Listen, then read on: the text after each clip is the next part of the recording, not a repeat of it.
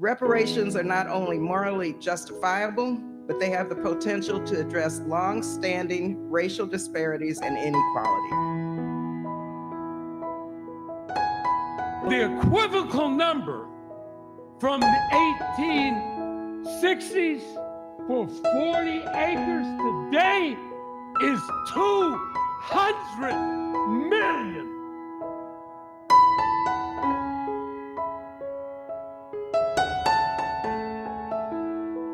Hey, you're in it first. Yeah, we're good to go now. Was that a broad